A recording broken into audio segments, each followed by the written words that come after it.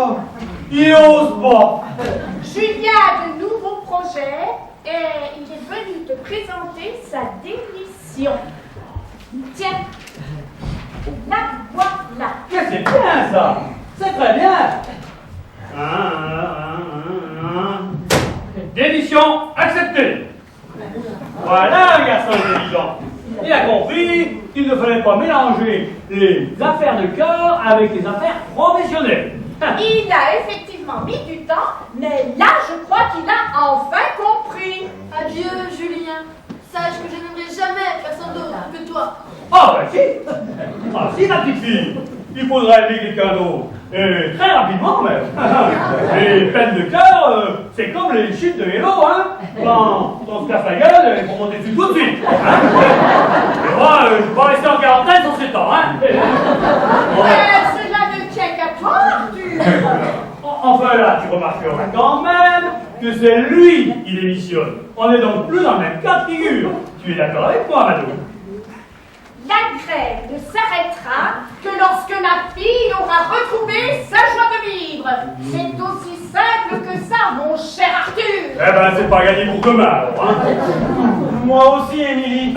Jamais je n'aimerais personne d'autre que toi. Et même quand je travaillerai chez Oppo Santé. Quoi? Qu'est-ce qu'il vient de dire, là? Eh bien, qu'il allait partir travailler chez Oppo Santé, ton plus gros concurrent, en emportant avec lui tous ses travaux en cours. Travaux en cours, laissez-moi rire. Il a passé les 3/4 de son temps à courtiser Émilie. Ils vont pas être déçus chez Oppo Santé. Le patron a intérêt à cacher sa fille. Julien, dites à mon mari où vous en étiez jusqu'à ce matin dans vos recherches sur le vieillissement cellulaire. Eh ben, c'est-à-dire que... Mais vas-y, dis-lui tout. Dis-lui tout? Quoi? Eh ben, c'est-à-dire que... Ah ben dites donc, s'il existait un prix Nobel d'honnêteté, faudrait lui décerner d'office. Explique à papa que t'as découvert des documents chez tes grands-parents. Et vos essais avec le sérum. Quel grand-parent, quel sérum, quel document? Eh ben,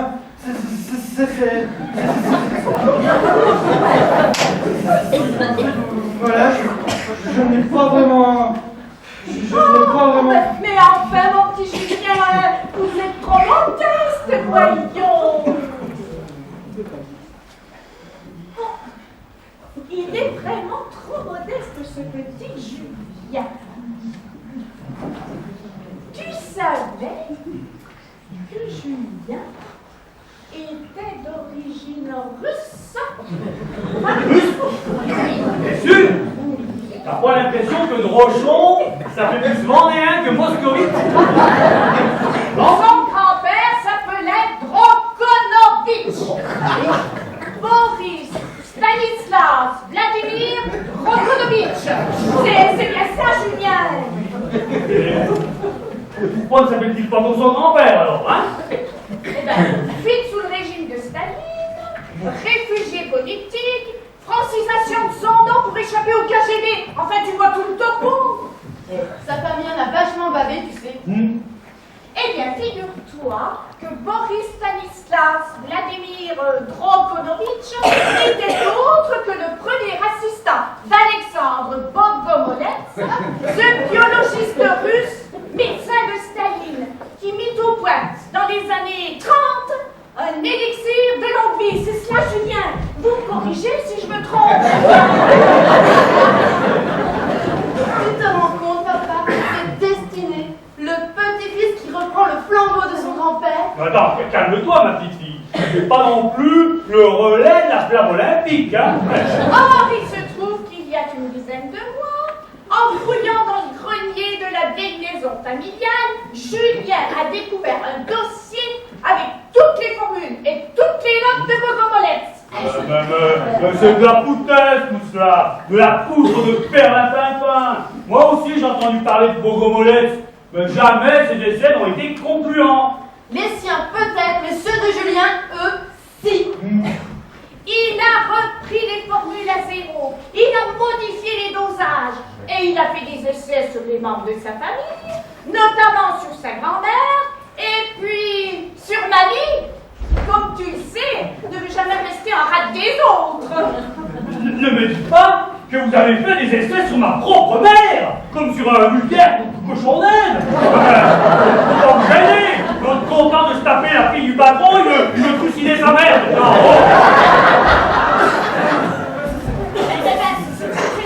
C'est mamie qui l'a demandé, vu qu'elle s'intéresse de très près à ses travaux, elle. Et puis, il lui fallait trouver un autre volontaire. Sa grand-mère s'en était allée. Ah oui, morte, surdosage, overdose, Non, oui. elle s'en était allée faire le GR20 en Corse. GR20 en Corse. Mais à quel âge votre grand-mère?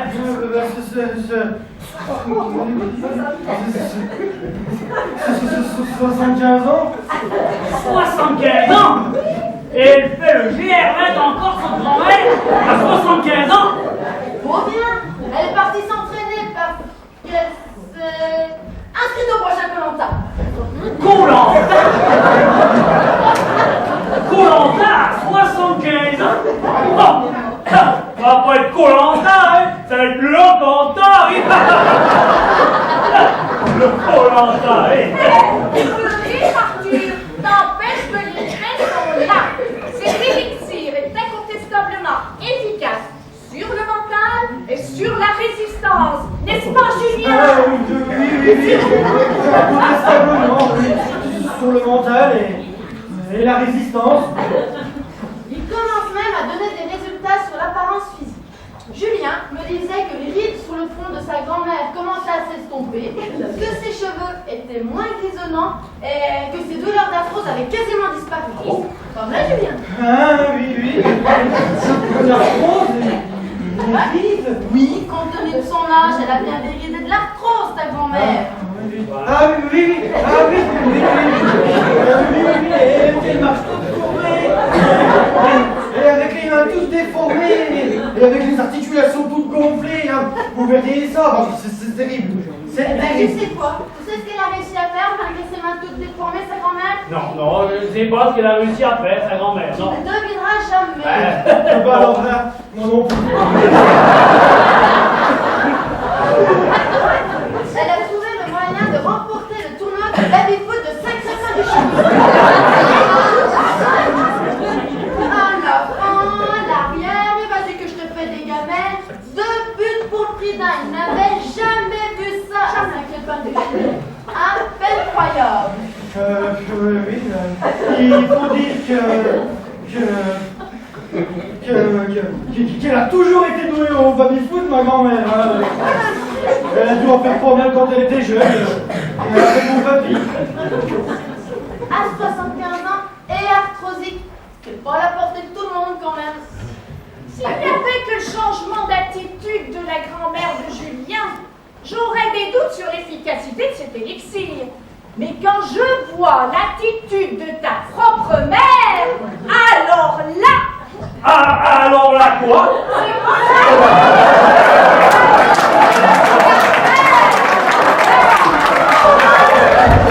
Quelle horreur! Qu'est-ce que c'est que ce débat? On est arrivé là par la vallée du Don, ou quoi? Qu'est-ce que c'est que la braque qui va les pieds?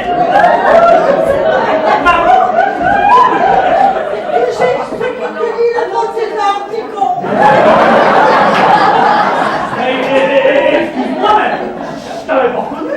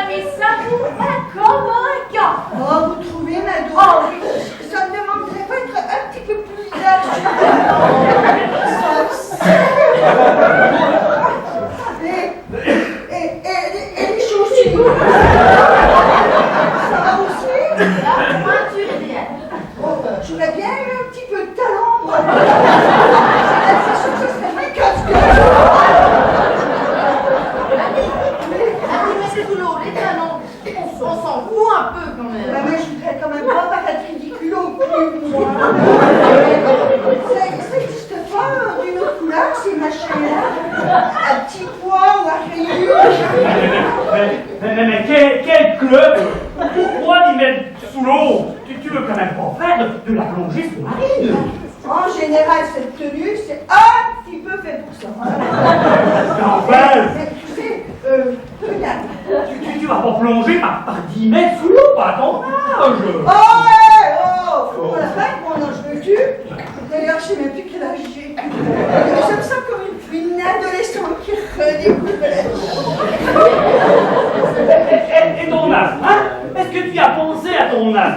Si tu as une crise d'asthme au fond de l'eau, c'est pas des bouteilles d'oxygène qui vont te servir devant tout le maman. Mais je plonge en apnée. Et comme un grand bleu, je suis le costaud du cul. Le champion du 3e âge. Ah, mais vous savez mon asthme. Tu vois, heureusement que je suis là pour te faire penser. Ça fait plus de 3 semaines que j'ai pas eu de crise, alors. Oh, mon petit Julien. Oh, je ne vous remercierai jamais assez. Oh, alors, quand est-ce qu'on commence la série de tests numéro 2? Oh. La quoi? La série de tests numéro 2, celle qui va réveiller ta libido.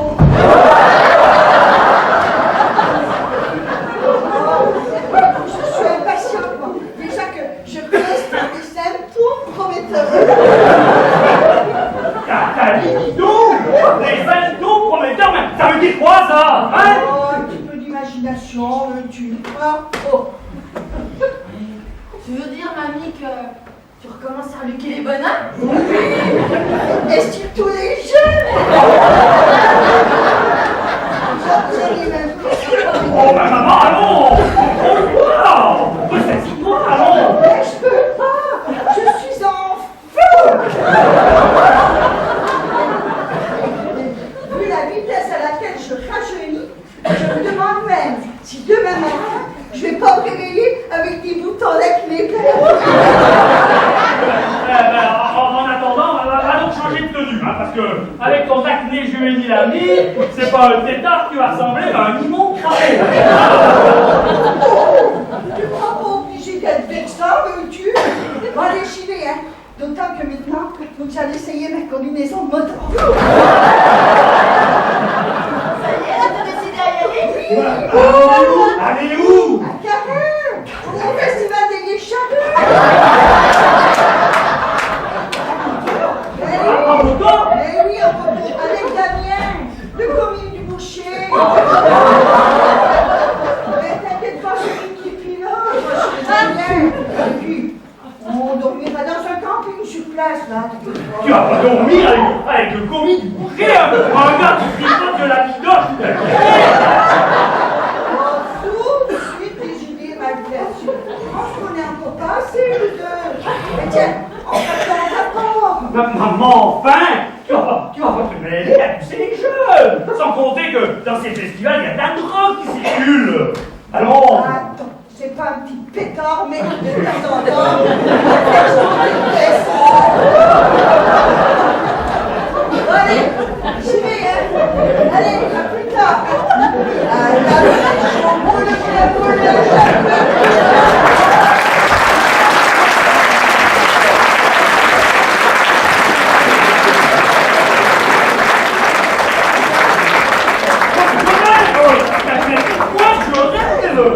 Vous avez vu dans quel état vous avez mis ma mère? Mais la parole, vous êtes pire que le docteur Jekyll. Vous avez transformé ma mère en Mr. Hyde. C'est le sérum de Bocomolex qui est plus efficace que je ne le pensais. Hein. Depuis ce matin, je vais de surprise en surprise. Hein. Vous allez me trouver un antidote tout de suite pour me sauver ma mère, hein, avant qu'elle n'emballe tous les jeunes du quartier. Arrête de me secouer comme un prunier. Tu vas lui mélanger toutes les idées dans le cerveau.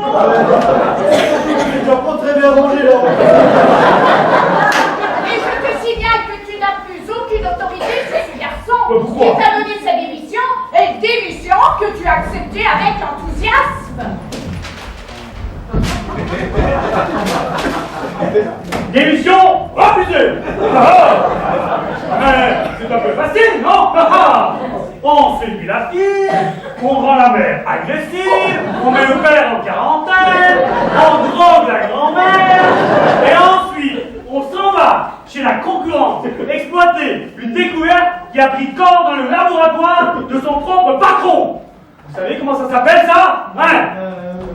Non. Ça s'appelle... ça n'a même pas de nom, tiens.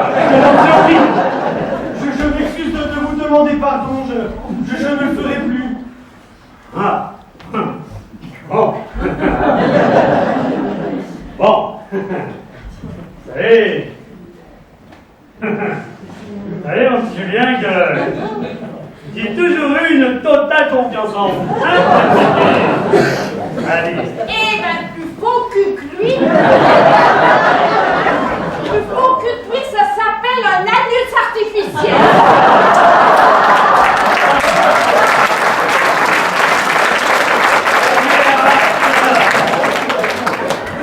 Moi, j'ai toujours su que derrière votre tête de parfait abruti se cachait un potentiel énorme, hein? Allez, nous allons aller dans mon appartement et puis nous allons boire un petit verre tous les deux, hein? Et vous allez tranquillement m'expliquer comment vous en êtes arrivé à cette découverte, hein? Qu'est-ce que bien, hein? Allez, venez, va! Venez avec moi. Alors comme ça, vous allez retrouver toute la documentation de Bogomolette dans le grenier de votre grand-père, hein? Intéressant, tout cela intéressant. Allez-y, je vous en prie. Et voilà, le poisson mort. Nous avons amorcé. Il ne marche pas, le Arthurine court. Ce qui m'inquiète un peu, c'est que ce soit Julien qui serve d'appât. Oh, ben comme dirait ton père avec ses slogans ringards. Avec la pâte au champ, on fait plein de poissons. Il va se faire bouffer tout le Juju avec papa aussi. Oh, mais c'est vrai, ton petit Juju, là, il est un peu fragile pour ce genre de manœuvre. Mais ne t'inquiète pas, ma chérie, nous allons payer au gras. Et alors? Comment j'ai été? Parfait, mamie. C'est grand ça.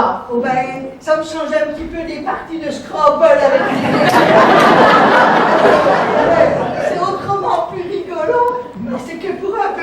Ben moi j'y crois. Faut peut-être pas rêver non plus, mamie, hein. Faut peut-être pas rêver non plus. Mais dis donc les filles, j'ai pu rentrer là-dedans, mais alors j'ai vraiment du mal à m'en sortir. Vous voulez pas me donner un coup de main? Je fais vent en touche, je peux plus me donner un coup de main. Parce que si je me pointe comme ça à la messe de 6 heures, ben, je vais ressembler à une grenouille. De béniture.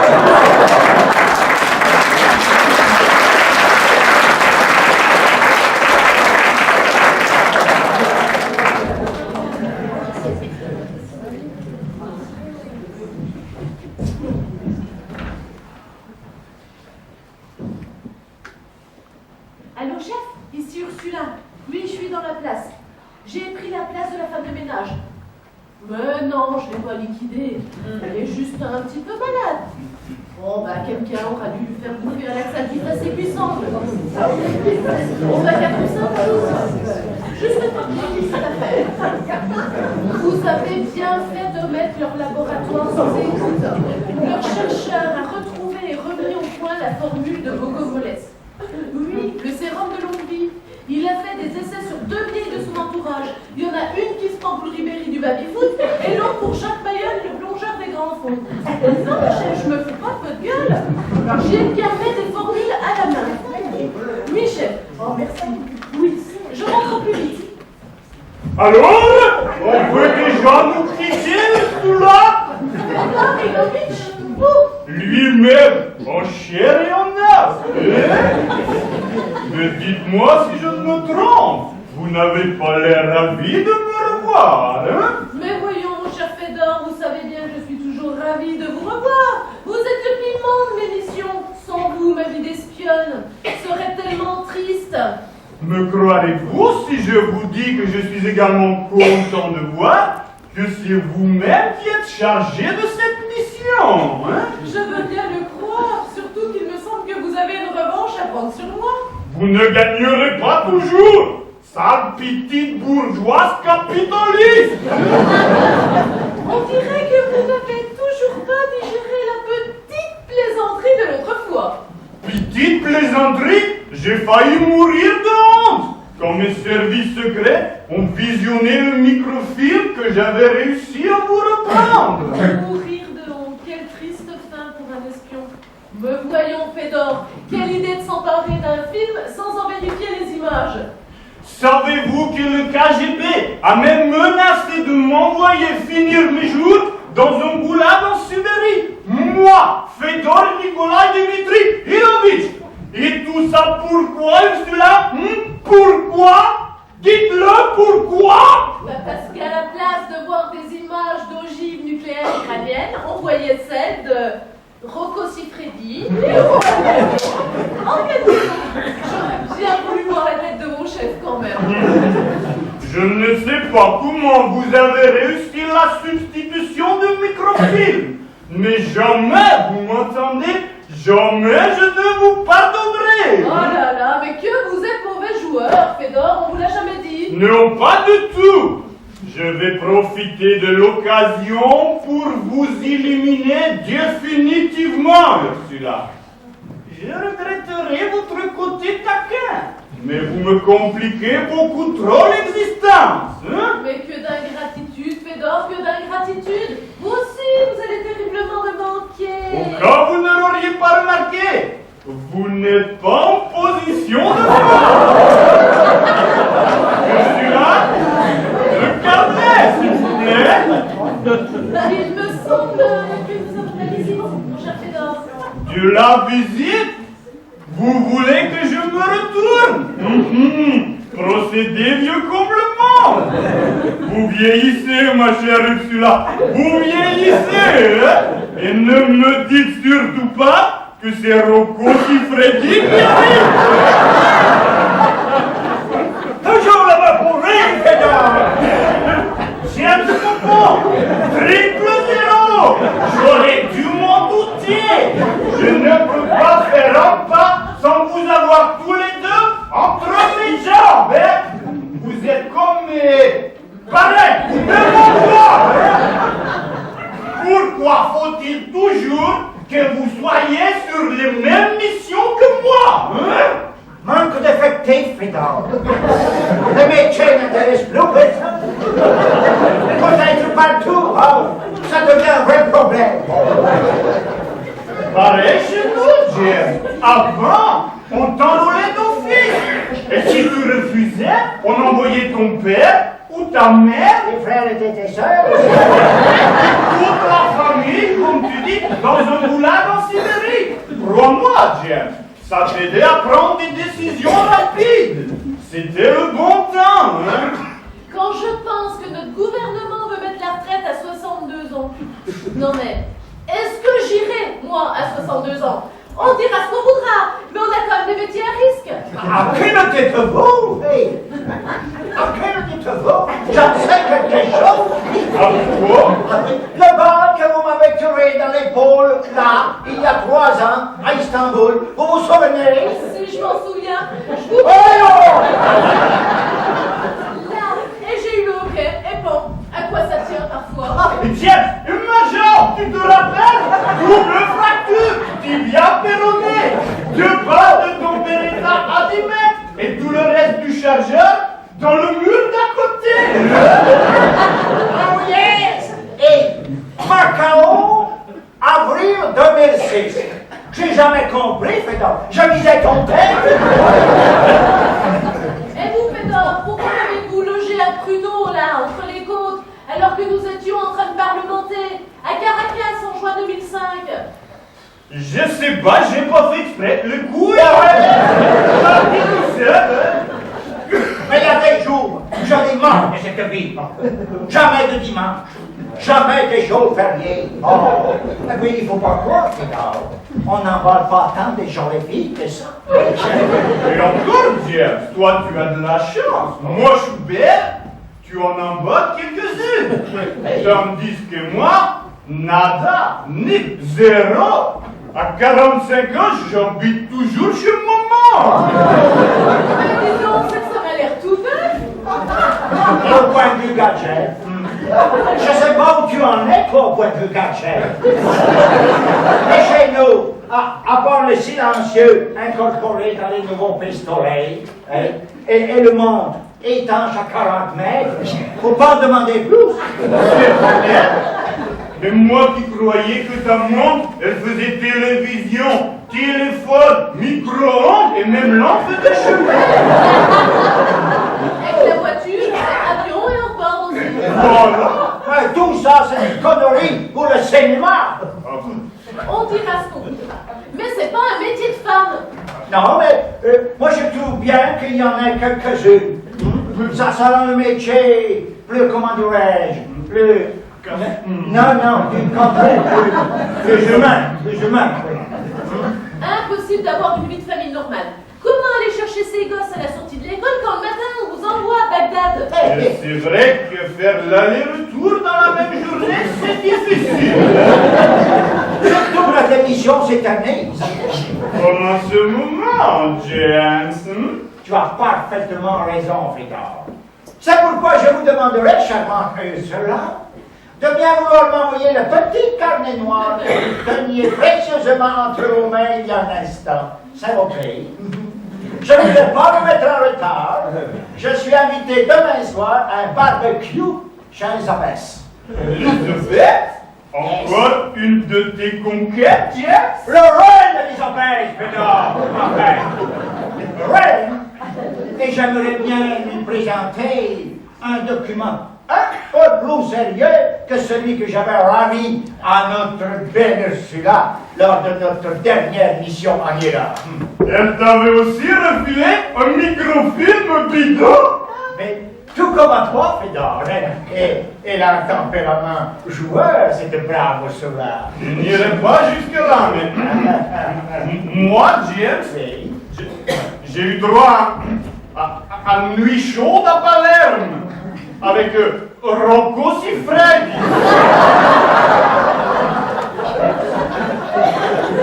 Tu n'as pas eu de chance, c'est pas son meilleur film. Et les chefs n'ont pas tout apprécié. Surtout qu'il l'avait déjà vu. Et toi, James, quel film triple X as-tu droit? Avec, Hein? moi j'ai Blanche-Neige et cette neige. Alors je sais, c'est moins érotique, mais je peux te dire que les gens de l'amirauté n'ont pas aimé non plus. D'ailleurs, depuis, ils m'ont surnommé Simplet Triple Zéro. Pas facile à porter. C'est vrai que c'est moche, hein? Mais rassure-toi, James, cette fois-ci, je l'ai surveillée. Et elle n'a pas eu le temps de le substituer, le carnet, hein?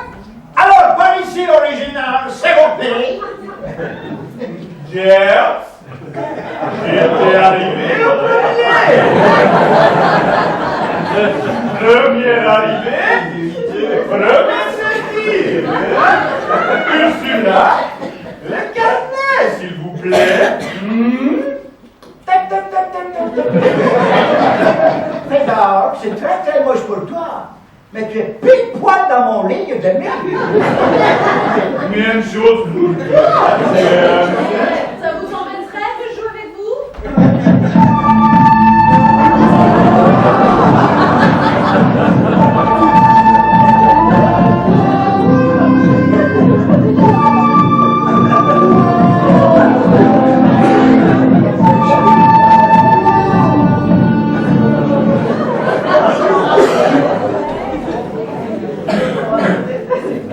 Voilà pour vous, sale petite bourgeoise copine!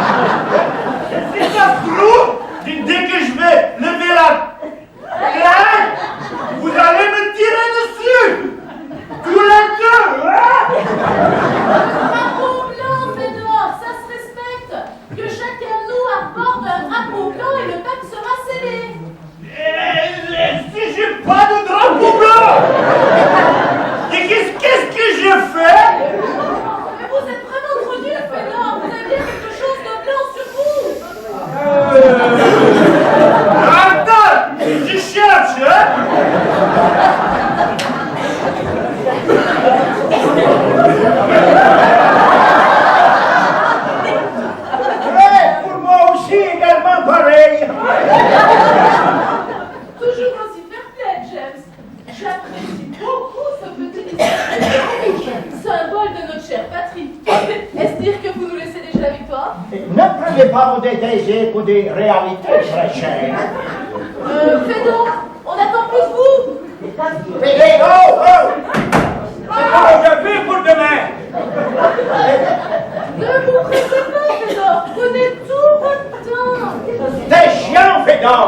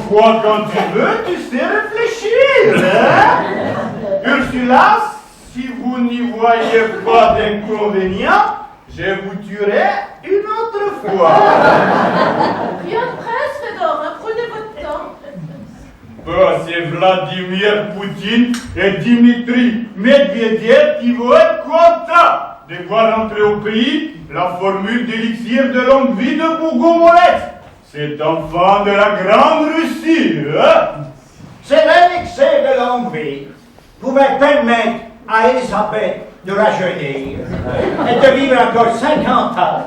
Je serais certainement anobli. Sir James Faubourg. Ça jette, hein?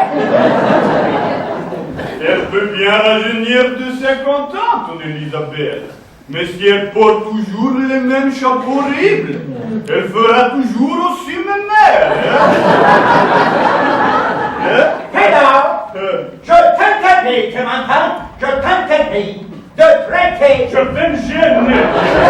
Allez, traiter Elisabeth de mémère. Non! Tu entends, Fédor?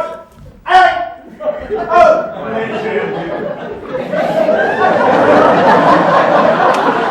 Je croyais que les coqs, c'était l'emblème de la France. Les coqs anglais, c'est pas ça. En tout cas, si l'élixir pouvait rendre ton Vladimir un peu plus souriant, ce serait déjà un grand progrès pour la science. Mais est-ce que ça vous intéresse? Moi, ce que mon François il en pense de ça, franchement. Mais on s'en fout de ton mimolette. On s'en fout de ton livreur de croissants, là.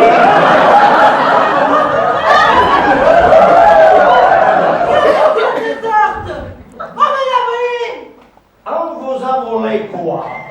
Mon carnet, avec toutes les formules, j'étais dans le labo, j'ai reçu un coup sur la tête, et quand je me suis réveillé, mon carnet avait disparu.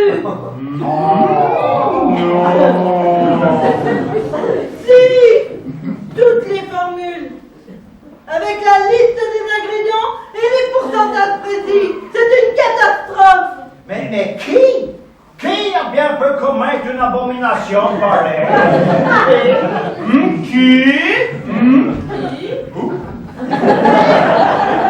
Le carnet de ma grand-mère. Ah, la grand-mère Drokonovitch.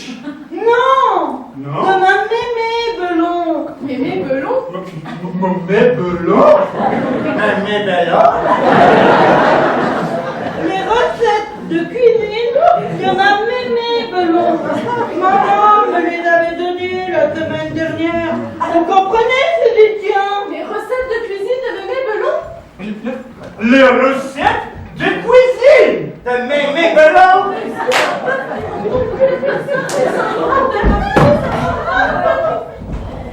Votre feu pour 6 pesos.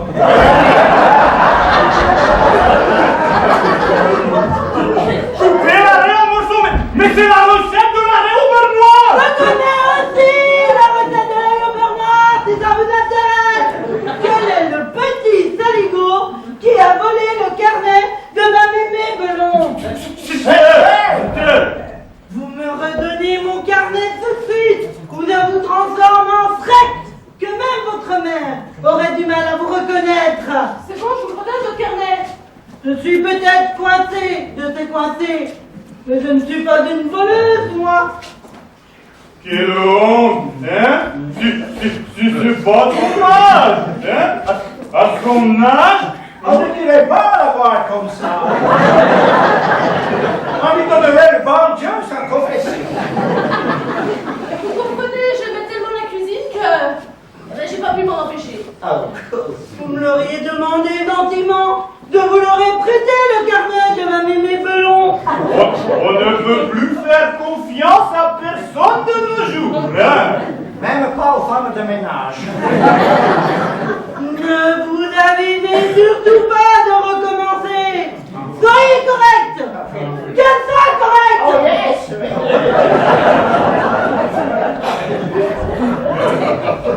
Ah, la grande Ursula en Grèce, hein? Au top des safats. Bravo, bravo! Quand je pense qu'on a failli s'entretuer pour un bœuf pilotant et une vraie Heureusement que nous sommes tous aussi malhabiles les uns que les autres, hein? Sinon... Au lieu de vous foutre de ma gueule, vous devriez mieux m'aider à faire un peu de ménage. Pardon, très cher, ici, c'est vous la femme de ménage. Hein? Moi, je ne suis qu'un pauvre étranger de passage. Allez, James, un coup de main. Je ne suis qu'un pauvre jardinier, totalement incompétent en matière de rangement intérieur de maison. Sympa, les mecs, sympa. Bon, moi, je vais aller voir cette Bernadette. Elle a forcément travaillé sur le sérum, hein? Et il va bien falloir qu'elle me parle d'autre chose que de recettes de cuisine, hein? Tu mets aussi. Moi aussi. Brahms, je l'ai dit, Brahms. Vous permettez? Au recul, encore? Brahms, merci. Deux alors.